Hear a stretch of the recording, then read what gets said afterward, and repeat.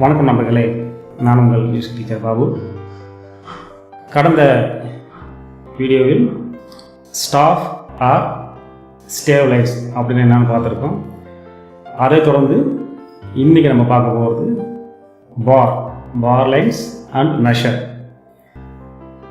பார் line எதுக்கு use ஆகுதுனாக்கா, ஒரு மியூசிக்கை ஈஸியாக ரீட் பண்ணுறதுக்கும் புரிஞ்சுக்கிறதுக்கும் பயனுள்ளதாக இருக்கும்.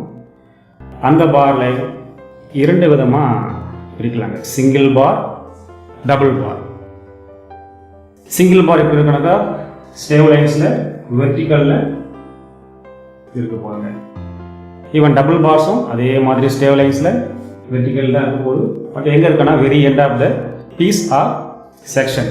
ஒரு செக்ஷன் முடியும் போதோ அல்லது சாங் முடியும் போதோ அதை குறிக்கிறதுக்கு தான் நம்ம டபுள் பார்ஸ் யூஸ் பண்ணுறோம். இப்போ இந்த பார்ஸை சிங்கிள் பார் லைன் தான் யூஸ்வலாக வந்து வெர்டிக்கல் லைனை தான் நம்ம யூஸ்வலாக வந்து பார் லைன்ஸ் சொல்ல வரோம். டபுள் பார் லைன் எப்படி இருக்க போகுதுன்னா, ஒரு சிங்கிள் லைட் லைன், ஒரு ஹெவி லைன், அல்லது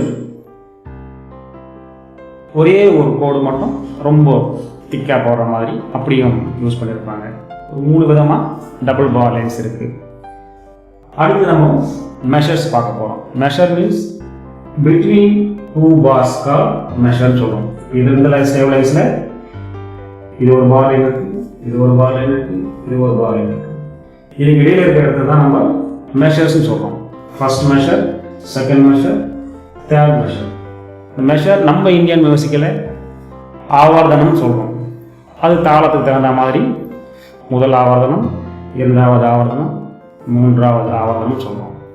இங்கே நாம் first measure, second measure, third measure சொல்கிறோம். இந்த சிலபஸில் நம்ம சில கொஷின் பார்ப்போம். வாட் இஸ் பார் லைன்ஸ் பார்த்துருக்கோம், வாட் இஸ் மெஷர் பார்த்துருக்கோம், how many kinds of bar lines is there, and what is single bar, what is double bar, where is use double bar. இந்த கொஷினுக்கெல்லாம் இந்த பாடத்தில் நமக்கு ஆன்சர் கிடைக்கும். நன்றி.